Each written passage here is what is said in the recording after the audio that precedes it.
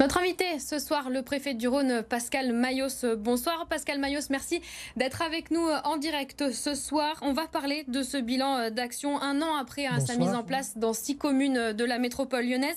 Mais d'abord, on va revenir sur les incidents du 14 juillet. Hier, encore des débordements, plusieurs interpellations, des voitures brûlées. Malheureusement, on n'a pas pu les empêcher, ça commence à devenir inévitable.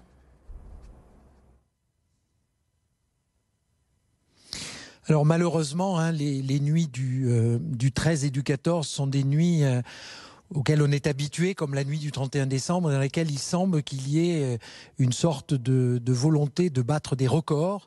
Et nous faisions le point avec les maires tout à l'heure. C'est vrai qu'on a eu des incendies de véhicules. Mais je pense que ce qui est très important, c'est que grâce à l'action que nous avons menée, justement avec les polices municipales, la police nationale, qui était très engagée, eh bien, nous avons évité les violences urbaines. Et c'est un élément extrêmement important. C'est-à-dire que les maires ont effectivement unanimement indiqué que, contrairement aux années précédentes, il n'y avait pas eu, dans ces nuits du 13 au 14 et du 14 au 15, de violences urbaines. Donc on peut regretter évidemment tout ce qui a pu avoir lieu. Il y a eu un certain nombre d'interpellations, une vingtaine d'interpellations. Et le procureur d'ailleurs nous disait qu'il allait voir les suites qui allaient être données à ces interpellations. Mais l'élément finalement qui est un élément d'une certaine façon de satisfaction collective, c'est qu'il n'y a pas eu de violence urbaine dans les 6 communes de la métropole lyonnaise.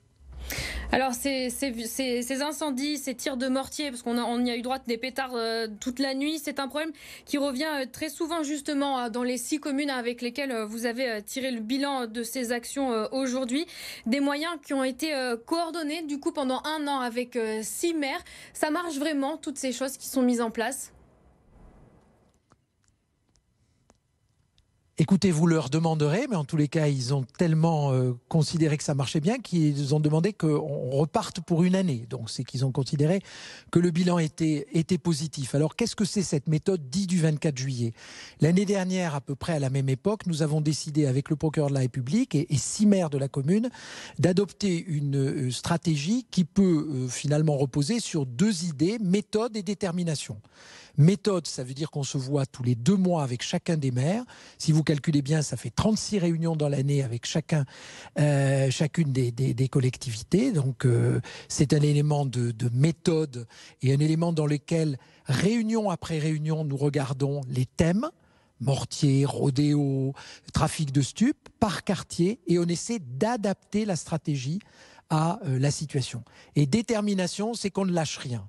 C'est-à-dire qu'on est convaincu de la détermination à agir collectivement, police municipale, police nationale et parquet, de telle façon à ne laisser aucune action impunie et à vérifier que tout au long du processus, eh bien, les actions puissent être identifiées et poursuivies. Donc, c'est ça l'esprit du 24 juillet. On a vu tout à l'heure la satisfaction des maires en indiquant que cette méthode leur paraissait la bonne. Vous nous parlez de ces actions, des actions communes sur ces 6 collectivités de la métropole, mais est-ce qu'il n'y a pas des zones qu'il faudrait cibler tout particulièrement ? On pense notamment à Rieux-la-Pape où il y a de l'insécurité forte, il y a pratiquement des choses qui se passent tous les soirs. Est-ce qu'il ne faudrait pas accentuer les choses sur certaines zones de notre métropole ? Eh bien, c'est exactement ce que nous faisons. C'est-à-dire que quand nous rencontrons chacun des maires, dont le maire de Rieux, que nous rencontrons tous les 2 mois, comme les 5 autres, eh bien nous regardons les quartiers dans lesquels les incidents ont lieu, les difficultés. Et quand vous interviewerez le maire de Rieux, il vous dira ce qu'il a dit tout à l'heure, c'est sa totale satisfaction devant les résultats obtenus et le fait que les incivilités diminuent, que les délinquants sont poursuivis et que globalement l'action collective menée par les uns et les autres porte ses premiers fruits. Ça n'est pas en un claquement de doigts qu'on fait cesser ces actions, mais en tous les cas, nous croyons à cette action déterminée. Je l'ai dit, quartier par quartier, commune par commune et thème par thème. Alors quartier par quartier, commune par commune, est-ce que les habitants finalement sont consultés dans ces actions que vous mettez en place ? Est-ce que vous allez à leur rencontre pour mieux connaître les problèmes ? Bien sûr, nous l'avons dit avec les maires tout à l'heure, nous rencontrons les collectifs. Évidemment, les maires, je le rappelle, représentent également les habitants. Nous les rencontrons, nous les voyons. Et nous avons décidé d'accroître les actions de communication à leur égard pour leur montrer justement les résultats des actions qui sont menées. Donc vous voyez, ça a été un des thèmes de la réunion que nous avons tenue pendant plus de 2 heures tout à l'heure avec les 6 maires des communes concernées. Donc c'est un des thèmes majeurs. L'un des sujets qui préoccupe beaucoup les Lyonnais, on en parle assez souvent, ce sont ces rodéos urbains, vous l'avez mentionné, 55 auteurs identifiés en 1 an. Il y a eu des expériences qui ont été menées, on pense à ces stages, à Vaux-en-Velin notamment, mais malgré tout le souci perdure quand même.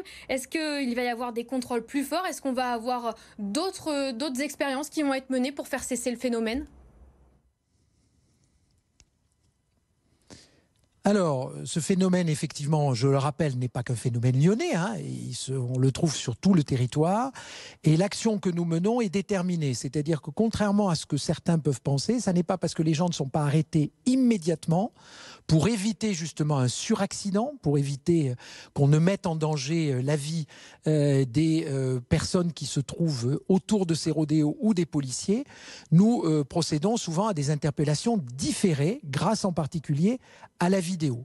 Et nous nous apercevons que la plupart des personnes sont interpellées et le procureur de la République a rappelé tout à l'heure les conditions dans lesquelles les condamnations étaient menées, parfois de la prison ferme, des interdictions effectivement de conduire et la confiscation de ces engins, puisque nous l'avons montré la semaine dernière, à la Fourrière de Lyon, nous avons confisqué une vingtaine de mobylettes et d'engins qui seront détruits dans les prochains jours. Alors, on parle de la crise sanitaire aussi avec vous, Pascal Mayos, ce soir. C'est un autre aspect de la sécurité que vous avez à gérer sur la préfecture du Rhône. Le taux d'incidence de notre département est de 38. On est encore en dessous du seuil d'alerte.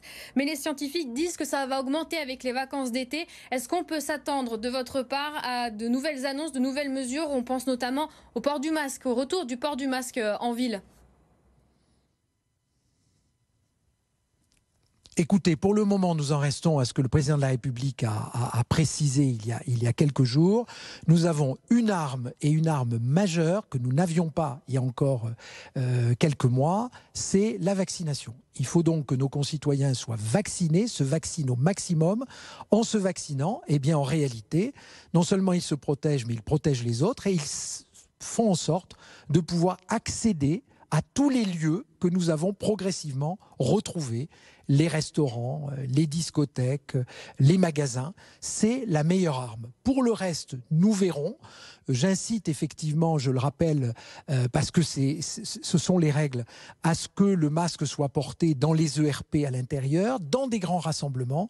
Et pour le moment, nous espérons que cet effort collectif fait pour la vaccination et ces règles qui restent des règles sanitaires préconisées, nous permettent d'éviter des mesures plus coercitives. Il va y avoir ce pass sanitaire aussi qui va entrer en vigueur dès la semaine prochaine. Ça va demander beaucoup de mobilisation. Concrètement, vous, à la préfecture, comment est-ce que vous allez faire pour contrôler ce pass sanitaire? Est-ce que les forces de police auront les moyens de faire ces contrôles?